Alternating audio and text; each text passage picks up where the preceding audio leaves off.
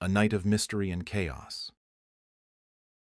So, I got home at around 11 p.m. Late night at the office turned into an even later night at the bar.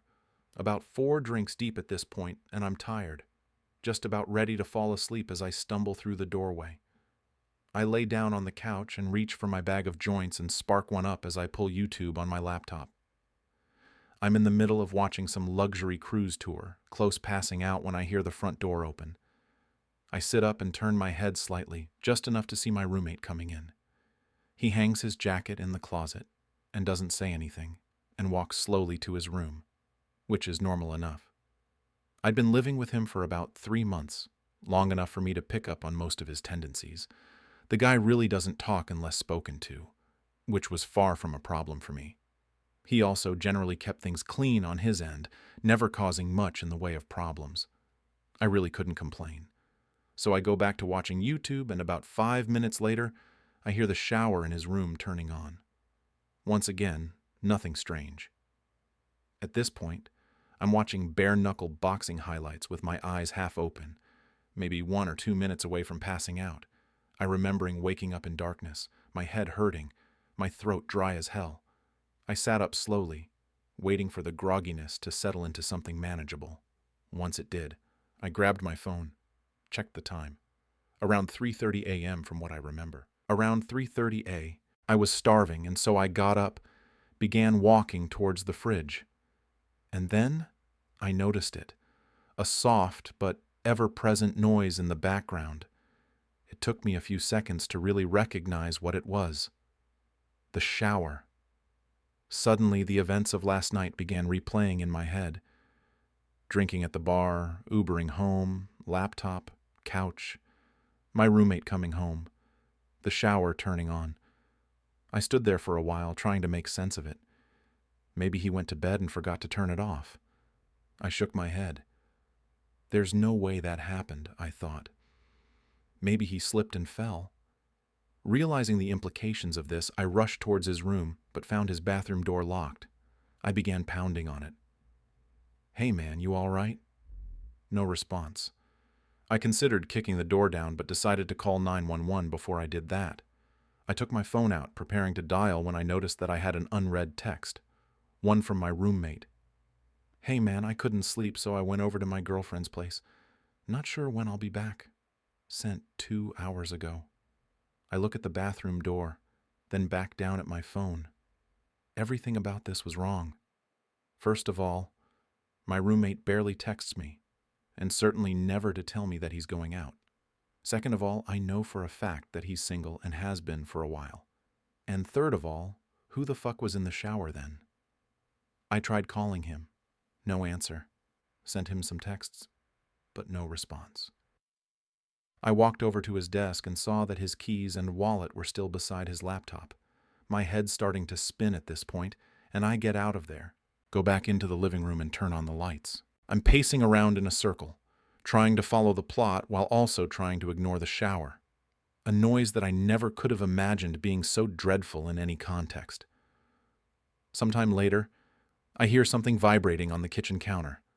I move towards it and see that it's a phone, my roommate's phone. The panic begins setting in, and immediately I grab my keys and run out of the apartment. I make my way down the hall and take the stairs down to the lobby, but even that doesn't seem far enough away, and so I make my way over to the McDonald's across the street. I sit there for a while, considering calling the cops, but for some reason feeling too nervous to do so. But even though there's hardly anybody in there, the place begins to feel suffocating, and I decide to leave, walking back out onto the empty streets. Almost immediately, I get this feeling that I'm being watched, and I feel my gaze drifting up and towards the apartment. Soon I'm looking at my balcony, and I see somebody standing there. A dark figure stood completely straight, stiff to the point where it nearly resembles a mannequin. But it isn't one. If I look closely, I can see it just slightly swaying. I froze in place, my mind hardly able to understand or accept what it was seeing. It's not my roommate. It's too tall. In fact, it's too tall to be anybody I know. Its head nearly scraping the bottom of the balcony above. No matter how hard I tried, I couldn't make out any of its details. The darkness and distance may have been enough to explain that away, but there was something about it that drove me towards a different conclusion, that this thing simply possessed no details that could have been observed, that the only element of its composition was that of unadulterated darkness. Of course, my gut instinct was to get the hell away from it, but the voice in my head was telling me that if I were to try and run, this thing would end up following me. I went back into the McDonald's instead, locking myself in the bathroom as I finally dialed 911. I told the operator that somebody had broken into my place, but that I had gotten out of there without them noticing, but that they were still in there. It was the story that most accurately represented the situation without making me come across as batshit. The operator told me that they'd be sending somebody over for me to hang tight. I left the bathroom waiting at the table closest to the exit until I could see the red and blue lights cutting through the darkness. I went outside to meet the cops, looking up at the balcony to find it empty, though the door to the living room had been left open. They pelted me with a bunch of questions that I found difficult to answer. Is the intruder armed? Do I have an idea who it might be? What are their intentions? I told them I didn't know, that I couldn't figure it out, but they just kept on asking. Soon, I was practically yelling at them to go up there and check it out for themselves, and I suppose the terror in my voice was enough for them to begin taking this seriously. They told me to wait by the entrance, and I watched on as they entered the building. I was out there for a long time, growing increasingly anxious at the thought of what they were going to tell me when they came down. A few minutes later, the silence was broken by a single, muffled gunshot. My heart dropped into my stomach, and I continued to wait there, unsure of what to do otherwise. 20 more minutes of silence, and the officers still hadn't come down. Soon I could hear more of them approaching in the distance. Before I knew it, 4 more cop cars had pulled up around me, and the scene had fallen into chaos, officers shouting over each other and into their radios, more questions being hurled my way, none of which I was able to answer. The next few sequences were mostly a blur, but I remember the building being evacuated, the tenants frightened and confused as they were ushered outside while the officers became more and more frantic. I remembered hearing more scattered gunshots, some screaming, other noises that were difficult to make sense of. There were a few lapses in my memory after that, but I recall being pushed into the back of a police car. After being driven to the station, I was led into one of the interrogation rooms where I found 2 nondescript men in suits waiting for me. They didn't introduce themselves and immediately went into a series of questions, each one more bizarre than the last.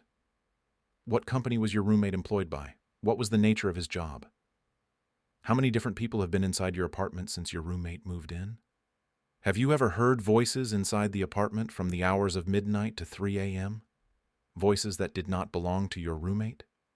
Have you ever seen a circle of people standing outside of the apartment from the hours of midnight to 3 a.m.?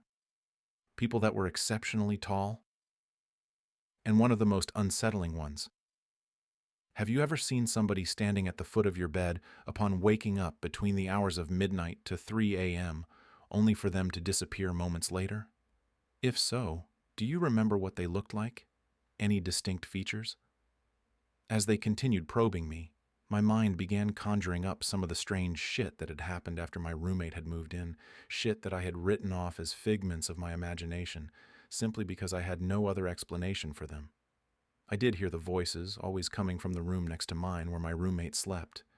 I was always so tired when I heard them, but I do remember it either sounding like a young woman or a man with an extremely deep voice. I could never make out any words.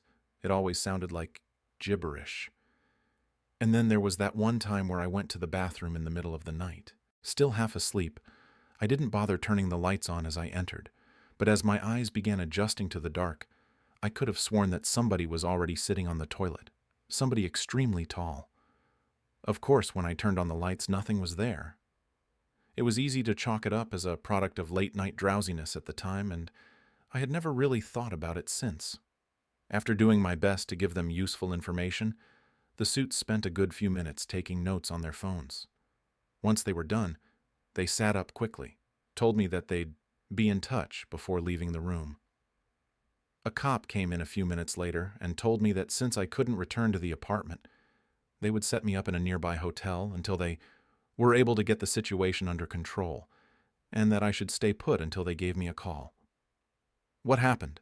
I asked him. "What did you guys find up there?" He stared at me for a long time, not as if he were deep in thought, but as if he held deep aversion for what he was considering telling me. Eventually, he just shook his head. "I don't know," he said. "I mean, I really don't know." I nodded, tried to smile, though I'm sure it didn't come across very well. It's the next day now, and I'm in the hotel. Of course I couldn't sleep, couldn't really eat. The officer hasn't called me yet. When I try searching up information about the evacuation on the internet, all I can find are articles claiming that it was due to a fire. A fucking fire.